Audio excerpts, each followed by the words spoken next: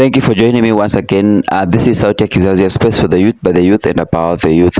Let's talk, let's act, let's rise. And today I've come up with a very interesting topic, a very exciting topic, and we want to discuss the three major youth challenges blocking success and the conversations that we must start or we must have. Among the challenges, I've gathered only three major challenges, not forgetting other challenges which include economic factors as well, economic hardships. But among the three major challenges that I've gathered, I have challenges that rotate around employment, I have challenges that rotate around entrepreneurship, and I have challenges that rotate around governance or politics. So when I start with employment, we realize that the youth are educated but unemployed, and the real challenge here is that young people are qualified, trained, and willing to work, yet locked out of decent jobs. Why is this happening? This is happening because job market demands experience, but youth are denied first opportunities. You are denied opportunity to start. If you apply for a job, especially in the private sector, most of private sector jobs require a job experience of at least 2 3 years, if even 5 years. Some can go as much as 5 years. So you find this is blocking so many youths because many youths come out of the university with no job experience. So if you're asking for job experience, definitely they will be locked out. And then there's also skill mismatch between education and real industry needs. And then there's nepotism, corruption, and informal hiring networks. I won't talk much about that because that is self-explanatory. And then there's rise of casual, underpaid, and insecure jobs. You find you're working in an informal sector where the jobs are insecure, so you might lose a job anytime, and you find rights and things like that are always curtailed. And then there's weak enforcement of labor laws protecting young workers. In as much as everything exists, we have laws. The challenge in our country is that we have laws, but enacting them is always a setback. Enforcing these labor laws will protect the young workers. And what conversations do we need to have around employment? Conversations and possible solutions. What are they? We need to have paid internships and structured graduate trainee programs. You see, when we have paid internship, you are able to get the experience while you are an intern, but it needs to be paid as well. And then we should have stronger partnerships between schools and industries, and enforcing fair recruitment and labor standards. And also we need to have career mentorship and transparent hiring processes. Are you unemployed, or overqualified for your current job? Share your story so that we might be able to know, or it might inspire any other person out there who is experiencing the same. Another challenge is around entrepreneurship. You find there are big ideas but no capital to enact these ideas. So you find the challenge is that many youths want to build businesses, but access to capital, market, and support is limited. So why is this happening? There is high interest rates and strict loan requirements. Loan requirements, number one, would be a collateral. You find many youth leave universities or leave their colleges already burdened with debt to pay. There is loan from higher education loans, but they need to pay. So tell me, you don't even have also an asset. You don't have any asset that you can use to acquire capital to finance a big idea, entrepreneurial idea. So there's also lack of startup funding and venture support for the youth, and then a poor business environment and heavy taxation.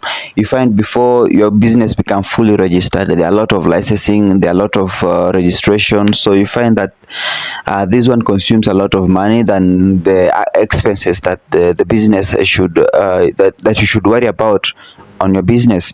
And then there's limited business mentorship and incubation spaces. And then there's fear of failure due to lack of safety nets. There's also fear of failure, so you find someone is skeptical about the success of the business, and then definitely they will shut down, or this idea will be buried with them. So what conversation do we need to have? what conversations and possible solutions? We need youth-friendly financing and grant programs. We need business incubation hubs and mentorship networks. We need to have simplified business registration and tax relief for startups, and then government and private sector procurement quotas for youth business. If you had access to capital today, what business would you start, and what's stopping you right now? And the third challenge that I managed to gather, beside every other thing, is governance and leadership. Decisions without youth voices. So you find youth are the majority in this particular country. So if imagine if a decision is to be made about the youth and the youth representation is only symbolic, not influential, you understand how difficult that is. So what is the challenge here? Policies affecting the youth are often made without youth involvement. So why this is happening? Youth seen as voters and not decision makers. When it comes to electioneering period, yeah, we have project for the youth. You find youth are being mentioned in the talks, but they are not really needed when it comes to decision making. And then there's limited civic education and leadership development. Youth have found themselves blind when it comes to civic education and leadership development. The ones who are in power wants to remain on power forever. And then political systems favor money and connections. So if you don't have money, you don't have connection, it's upon you as a young worker or as a young person in this country. And then there's weak accountability from leadership, from leaders once elected. For sure, there is weak accountability for leaders once elected. You find a leader once elected disappears for another 5 years and come back with lots of promises. So you find that's also a challenge. And then there's youth apathy fueled by repeated disappointment. That one, you remember, that one led to protest. There have been protests around the country because of that. What conversations and public solutions do we need to have? Youth representation in policy making and leadership. We need an influential youth representation in policy making and leadership. Civic education and political mentorship programs should be enacted. And then platforms for dialogue between youth and leaders. That one should be like a baraza every week, every month, like every month at least, yeah, for dialogue between youth and leaders, and holding leaders accountable beyond election periods. After election, leaders should be held accountable. And what do you need? What do you think? Do you feel represented by current leaders? Why or why not? So why this matters, I'm closing this session. Employment gives dignity, entrepreneurship creates freedom, leadership shapes the future.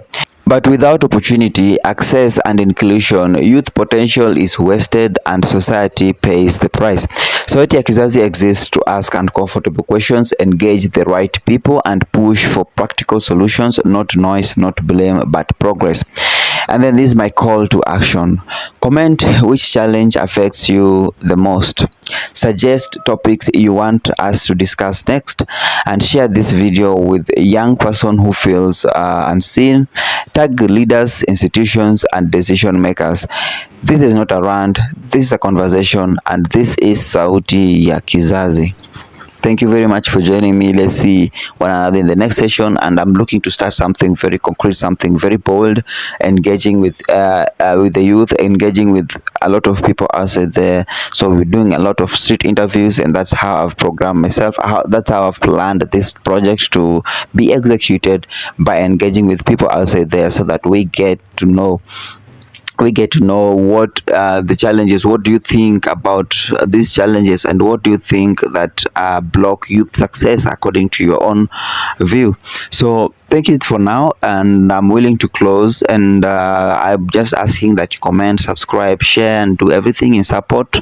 And let's hope that everything that awaits us is a big and massive and impactful. Thank you very much for joining me. This is Sauti Ya Kizazi. Let's see you in the next video.